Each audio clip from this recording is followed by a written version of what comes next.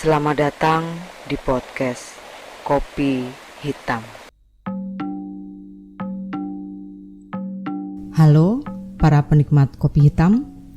Kali ini saya tidak akan membacakan kisah horor, tapi sebuah cerita yang jauh lebih horor dari cerita horor.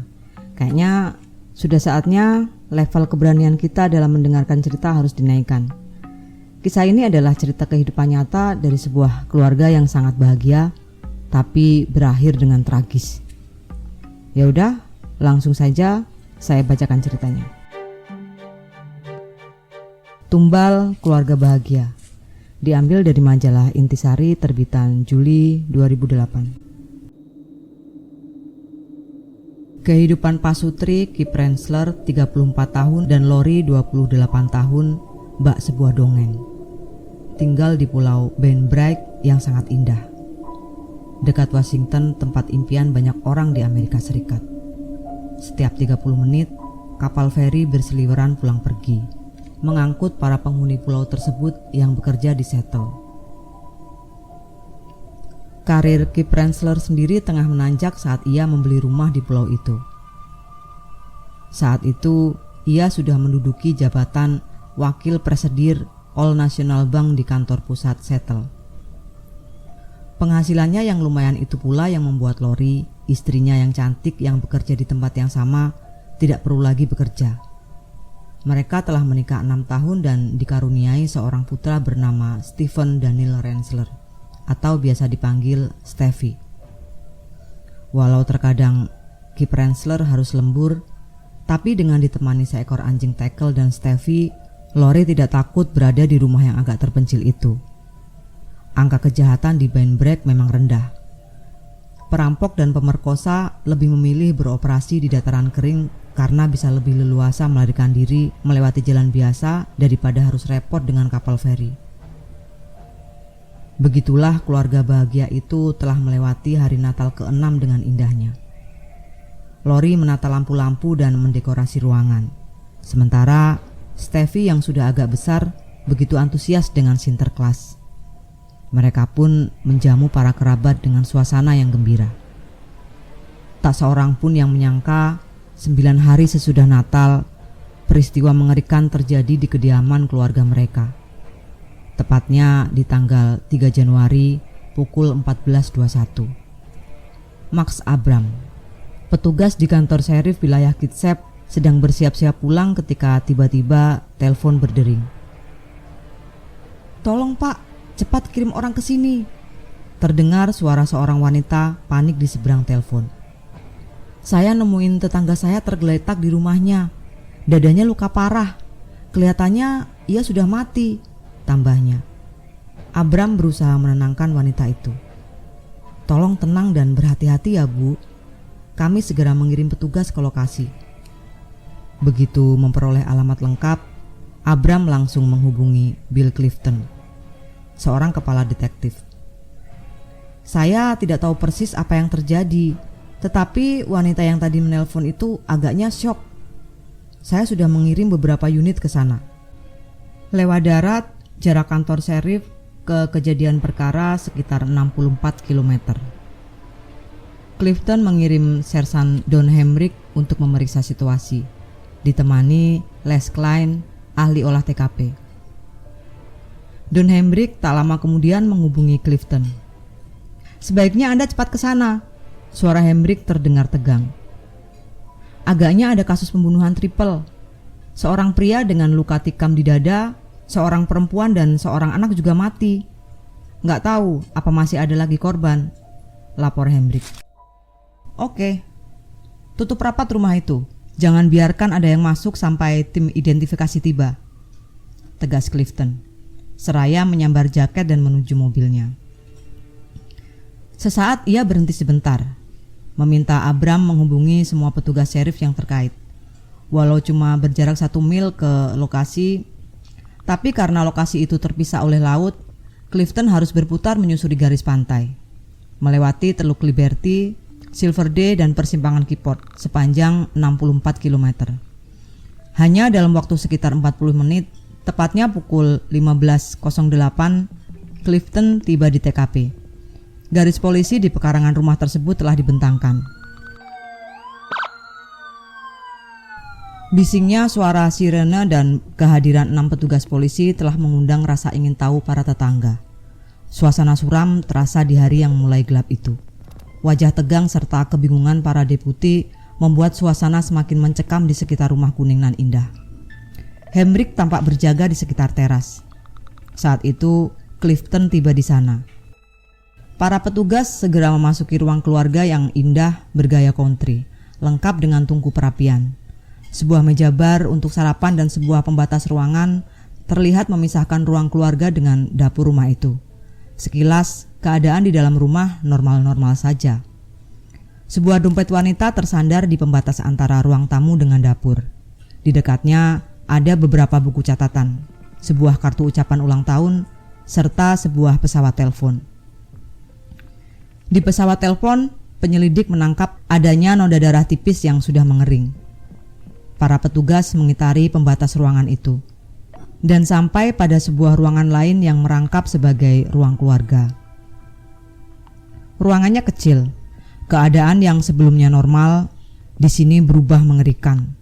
Semua mata petugas terpaku pada sesosok tubuh pria dalam posisi aneh, mengingatkan mereka pada upacara korban penyiksaan ritual orang Aztec. Tubuh pria telanjang bulat itu terbujur kaku, telentang di atas sebuah meja dengan kedua tumit hampir menyentuh lantai. Kedua lengannya terentang lurus dan kepalanya miring ke belakang. "Ya ampun, lihat dadanya," kata salah seorang deputi. Tubuh pria itu memang nyaris sempurna. Otot-ototnya terlihat kuat dan menonjol. Ada 4 luka parah di dadanya. 1 di antaranya menganga lebar, seakan ada yang ingin mengorek jantungnya keluar. Tak seorang pun dari ke-4 petugas berpengalaman itu pernah menyaksikan pembunuhan sekejam ini. Les Klein dengan setenang mungkin memotret mayat pria itu. Selanjutnya, rombongan bergerak menuju 2 pintu kamar yang lumayan besar. Di salah satu kamar itu, mereka menemukan sosok seorang wanita bertelungkup di atas ranjang. Wanita bertubuh ramping itu mengenakan jubah tidur satin panjang berwarna merah berikat pinggang satin putih. Tubuhnya melintang di ranjang dengan kaki menggantung di pinggiran ranjang. Dan kedua tangan tertekuk di bawah tubuhnya. Sebilah pisau besar berujung agak bengkok dan pegangannya berlumuran darah. Darah itu terlihat sudah mengering. Di dekat kaki mayat wanita tadi terkulai seekor anjing yang juga sudah ditusuk mati. Mata Les Klein yang tiba terakhir di ruangan itu tertumbuk pada sebentuk benda yang menyembul dari bawah tempat tidur. Kain penutup ranjang menutupi sebagian benda itu, yang ternyata tubuh seorang anak kecil. Kedua tungkai serta kakinya terbungkus piyama. Sepertinya bocah laki-laki dalam posisi telentang itu baru berusia 2 atau 3 tahun. Ia mati dengan luka tusukan di sisi kiri lehernya. Clifton dan timnya mengitari ruangan itu. Mereka menatap tubuh wanita yang tergeletak di atas sprei mahal tempat tidurnya. Pada mayat wanita itu tak ditemukan setetes pun bercak darah pada bajunya, kecuali ada noda tipis di kerah jubahnya. Clifton berlutut dengan hati-hati di sisi ranjang dan mengangkat bagian belakang kerah dekat kepala jubah tidur wanita itu. "Les," panggil Clifton dengan ekspresi yang aneh. "Lehernya tidak ada, seperti ditembak mati dari jarak dekat. Coba, jangan-jangan ada pistol di balik tubuhnya." 2 petugas membalikkan tubuh wanita cantik berambut pirang itu. Tidak ada apa-apa, tapi jelas ada sesuatu yang hebat yang membuat kepalanya terpisah dari tubuhnya. Sepertinya seseorang telah membacok lehernya. Selain itu, ada luka tusuk pada dada, sekitar 4 atau 5. Para penyelidik berasumsi korban mestinya sudah mati saat lehernya menjadi sasaran. Ketiga dinding ruang tidur itu penuh dengan cipratan dan lumuran darah. Kemungkinan pisau yang ditemukan tadi digunakan untuk menikam berkali-kali. Anehnya, hampir tidak ada tanda-tanda perlawanan. Selanjutnya, mereka memeriksa 2 atau 3 kamar lainnya. Tidak ada lagi mayat yang ditemukan. Tapi di salah satu kamar lain, agaknya kamar si anak, rupanya menjadi tempat pembantaian. Sebuah tempat tidur bertingkat terletak merapat ke dinding. Tempat tidur itu kelihatannya tidak pernah dipakai. Sedangkan kasur tempat tidur bawah berada di lantai, di samping box bayi. Seluruh spray dari selimut penuh dengan darah. Begitu juga kain alas box bayi. Aneh, kata Clifton. Bagaimana seseorang bisa mengeluarkan darah sebanyak ini sampai membasahi kasur dan box? Apalagi kalau cuma seorang anak. Saya rasa si bocah ini ada di kasur ini tadi. Makanya pada mayatnya hampir tidak ada darah lagi, kata Clifton. Kamar tidur ketiga kelihatannya aman.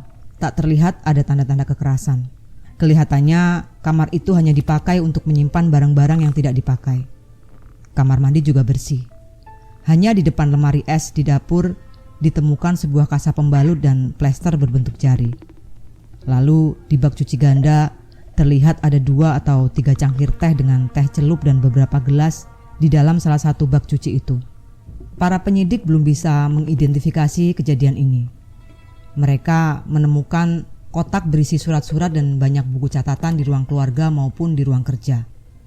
Dari informasi para tetangga maupun kertas-kertas tadi, tak diragukan lagi mayat laki-laki tadi adalah Kip Stephen Rinsler, seorang Vice President All National Bank. Para detektif pun mulai menanyai para tetangga Rensler satu persatu. Rumah Rensler memang benar-benar terpencil, sehingga walaupun mereka berteriak atau minta tolong, pasti tak akan terdengar. Belum lagi suara berisik debur ombak di pantai dan sekitarnya. Tetangga yang tadi menelpon polisi bercerita, "Saya ke rumah Rensler karena ada koleganya di bank yang sudah menelpon ke rumahnya berkali-kali, tapi tidak ada jawaban. Lalu dia meminta tolong ke saya. Karena takut, saya ajak seorang pria tetangga lain. Ketika kami masuk, yang pertama kami lihat adalah gagang telepon yang menggantung. Ketika pria yang menemani saya itu masuk ke dalam, ia menjumpai mayat pria itu. Ia langsung berbalik dan keluar. Tapi saat kami masuk tadi, telepon tidak menggantung kok," tanya Clifton.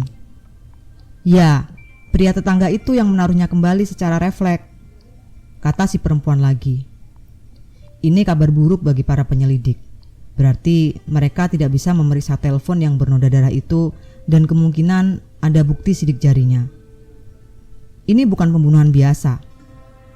Ini seperti pembunuhan maniak.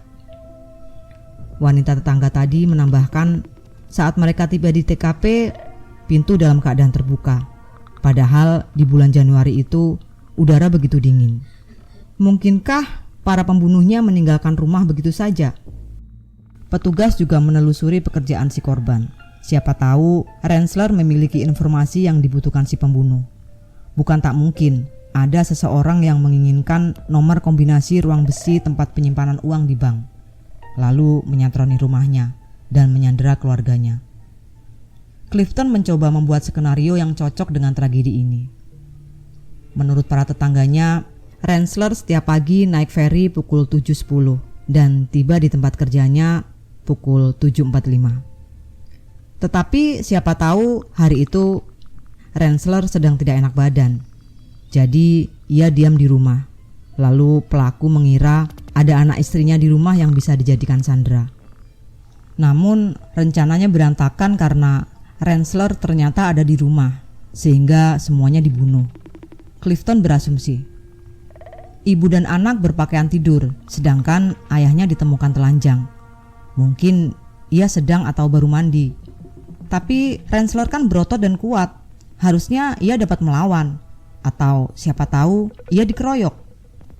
Kemungkinan lain istrinya lah yang menjadi target. Lori wanita cantik. Mungkin pelaku terobsesi sering melihatnya di pantai, berbelanja atau ke perpustakaan. Erotomania, istilah bagi orang yang terobsesi pada seseorang yang tak dikenalnya. Dan ia terus mengejar hingga korban dikuasai. Di atas pukul 6.30 memang hanya ada Lori dan Steffi di rumah. Waktu yang pas untuk merencanakan pemerkosaan. Tetapi Senin pagi itu ternyata semua ada di rumah. Itu yang membuat semuanya ikut jadi korban. Bagaimana dengan kemungkinan Rensler sakit?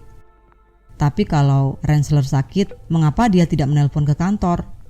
Tanya seorang detektif. Ya, kita belum tahu juga. Sebaiknya kita menanya rekan kerjanya. Sementara itu, Les Klein mengumpulkan semua bukti fisik seperti rambut, ceceran darah, dan foto yang dipotret selama di tempat kejadian. Baju Rensler ada di kamar sang anak dengan cipratan darah. Aneh, darahnya masih lebih basah daripada darah di tempat lain. Coba periksa luka tusuk di dada Rensler. Hitung ulang berapa luka tusuknya. Cepat, perintah Klein. Ada 4 luka, jawab Mossman, asisten Klein. Aneh, di kaos putih ini hanya ada 3 lubang. Apa iya orang yang sudah menikamnya 3 kali lalu sengaja melepaskan kaos korban untuk menikamnya sekali lagi? Klein keheranan. Para penyelidik berasumsi si anak dihabisi di kamar tidurnya. Lalu mayatnya dibawa dan dibaringkan di kamar orang tuanya. Jangan-jangan Rensler merangkak ke bawah dengan kekuatan tenaga menuju telepon, namun rupanya terlambat. Namun asumsi para penyelidik berubah ketika mendengar keterangan 3 rekan kerja Rensler. Untuk pertama kalinya, para penyelidik dan kepala detektif melihat ada sesuatu yang tidak pernah terpikirkan. Rensler belakangan ini bertingkah aneh, tidak seperti dirinya. Ada sesuatu yang dipikirkannya, tapi nggak tahu soal apa, cerita seorang rekannya. Senin pagi ia tidak ikut rapat penting. Bagi orang lain mungkin itu biasa, tetapi untuk Rensler, ia bukan tipe seperti itu. Ia selalu tepat waktu dan segala sesuatunya terencana dengan sangat baik. Makanya saya menelponnya terus-menerus. Teman lainnya mengingat sekitar 2 hari lalu ia melihat Rensler membawa 2 kotak besar seukuran kotak bir dan sebuah tas putih saat keluar dari bank. Para penyelidik menemukan 2 kotak tas yang dimaksud. Isinya bukan uang, tapi alat-alat tulis kantor yang biasa digunakannya jika bekerja di rumah. Masih menurut rekannya, ia menelpon ke rumah Rensler sebanyak 2 kali pagi itu, antara jam 9 dan jam 9.30.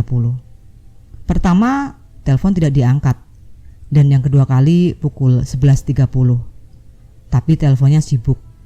Saya penasaran, jadi saya coba berkali-kali menelponnya. Akhirnya, saya meminta operator mengeceknya. Ternyata pesawat teleponnya lepas dari tempatnya. Catatan dari bank tempat dia bekerja juga menunjukkan adanya ketidakberesan. Tetangga perempuan yang menelpon ke kantor serif tiba-tiba menelpon lagi. Dia teringat pada Minggu sore itu ia melihat sebuah mobil diparkir di depan rumah Rensler.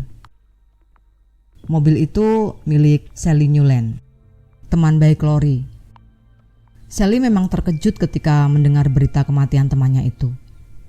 Tapi dia tidak sepenuhnya heran. Menurut Sally, terakhir bertemu, ia merasa Rensler bertingkah sangat aneh. Ia berjumpa dengan Rensler yang sedang berjalan kaki bersama Steffi. Dan ketika Sally menawarkan tumpangan, ia menolak dan mengatakan ingin membawa Steffi berjalan-jalan jauh. Rensler juga mengatakan Lori sedang uring-uringan. Dia meminta tolong agar Sally menyampaikan pada Lori kalau ia dan Steffi baik-baik saja. Tapi ketika Sally menemui Lori, ia justru mendapati wanita itu sedang menangis. Lori bilang Rensler bertingkah lucu. Sally merasa aneh dengan kalimat Lori. Seminggu terakhir ini, Rensler sering menyuruh Lori menitipkan Steffi pada tetangga agar mereka bisa berdua. Katanya Rensler mau menanyakan sesuatu pada Lori yang hanya perlu dijawab ya atau tidak. Tapi Lori tak menggubris permintaan Rensler. Yang pasti memang ada satu hal yang membuatnya uring-uringan.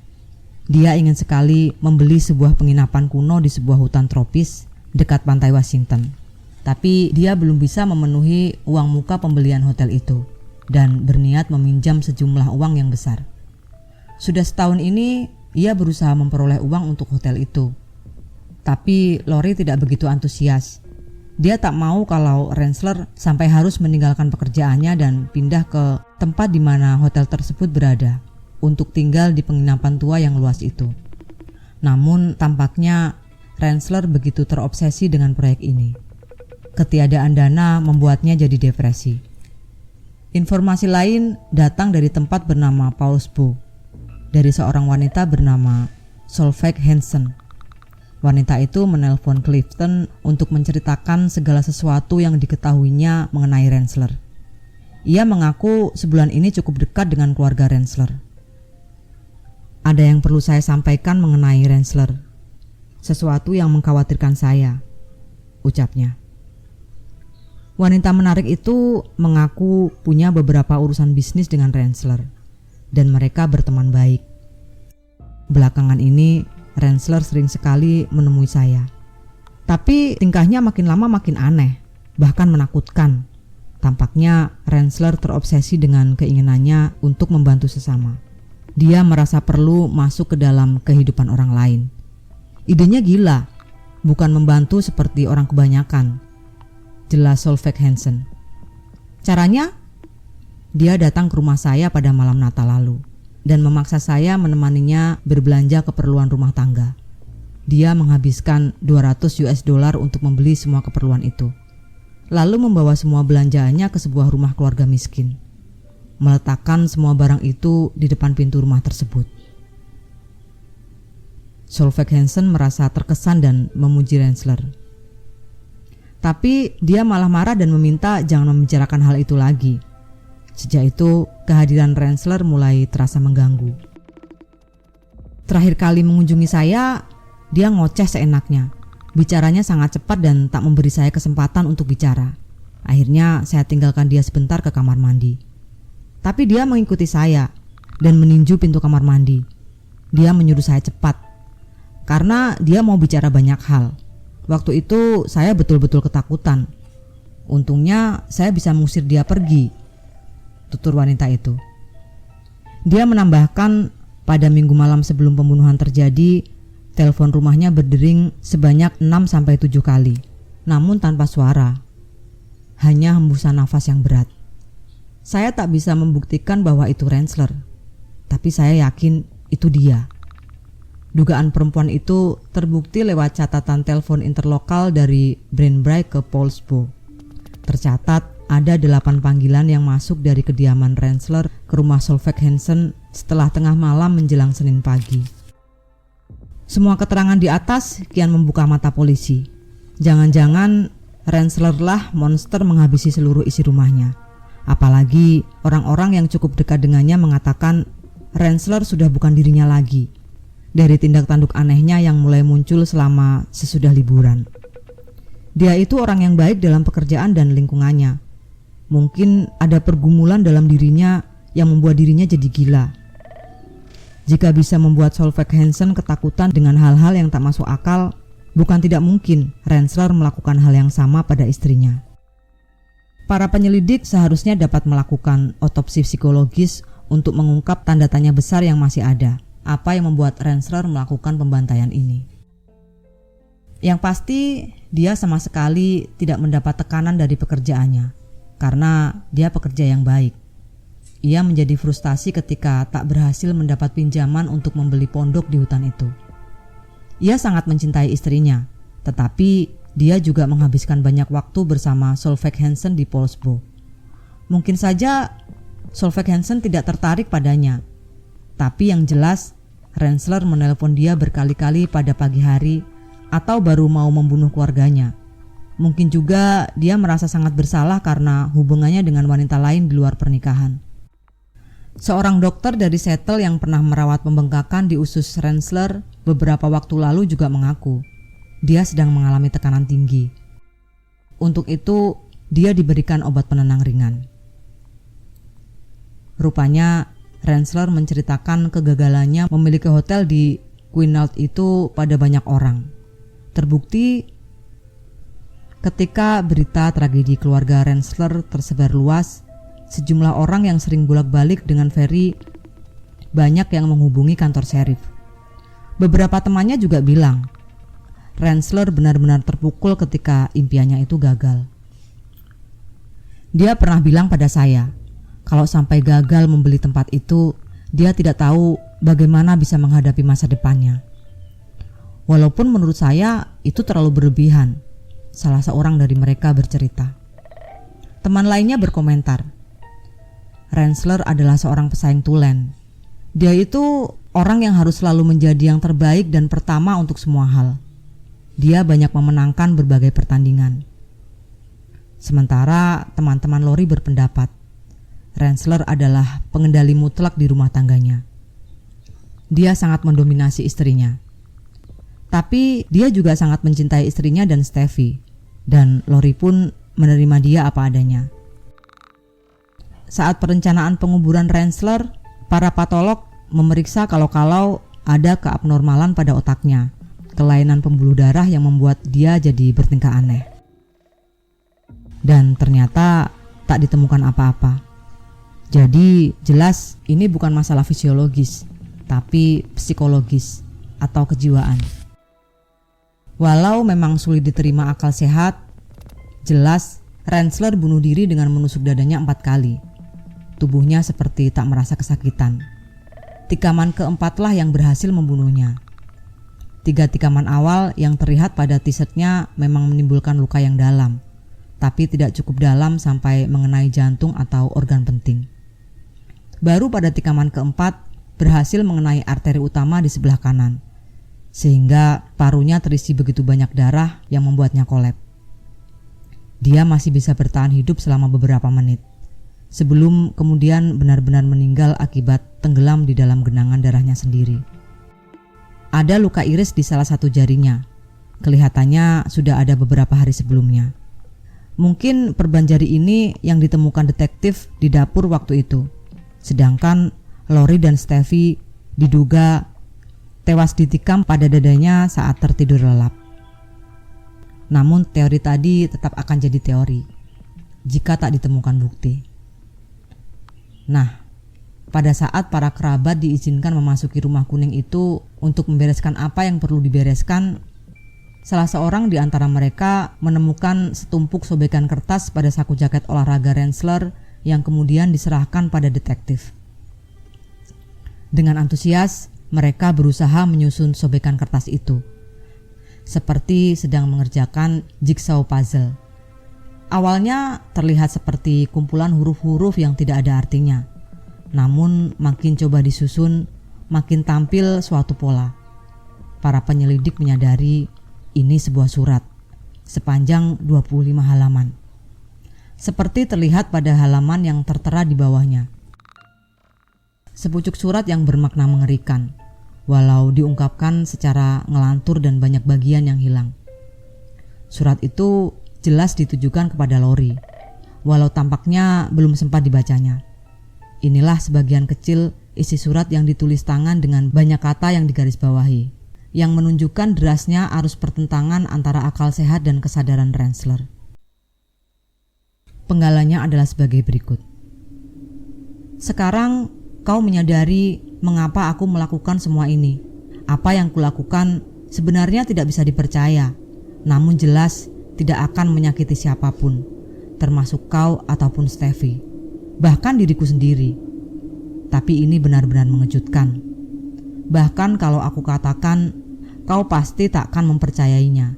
Jadi, tolong baca surat ini keras-keras. Maksudnya, walaupun kau dan aku hidup bahagia, jelas tidak diragukan lagi. Tapi orang lain di dunia ini tidak berkesempatan untuk menikmatinya, baik yang sudah mati maupun yang masih hidup sekarang ini. Ingat, aku harus melakukan ini di sisa hidupku. Siap? Kau tahu, di antara semua orang di masa lalu, sekarang maupun nanti, kau dan aku serta Steffi telah terpilih untuk melakukan ini. Mengapa kita terpilih? Karena di mata Tuhan sejak zaman dulu, sekarang maupun nanti, kitalah keluarga yang terbaik. Aku juga sulit mempercayai hal ini. Begitu isi suratnya. Akhirnya polisi menemukan penjelasan dan bukti yang otentik. Mengapa mereka semua terkapar mati di rumah sendiri? Rensler telah kehilangan akal sehat, berpikir pengorbanan keluarganya dapat menyelamatkan dunia. Sulit dipercaya. Saya pikir Rensler hanya stres dan butuh waktu untuk melepas ketegangan. Tegas Solveig Hansen. Tapi dalam hatinya berkata, memang sudah kuduga. Diambil dari kisah nyata Piti, Rika, dan Sen. Gimana? Cukup melelahkan kan mendengarkan cerita sepanjang ini? Tapi lumayan lah, cerita ini bikin kita tahu bahwa segala sesuatu yang berlebihan itu gak baik. Baik itu terlalu sedih, terlalu susah, bahkan terlalu bahagia juga cukup berbahaya. Cerita ini buktinya. Ya udah, cukup untuk malam ini. Terima kasih buat kalian semua yang mau mendengarkan kisah-kisah dari saya. Saya Sari, sampai jumpa di cerita selanjutnya.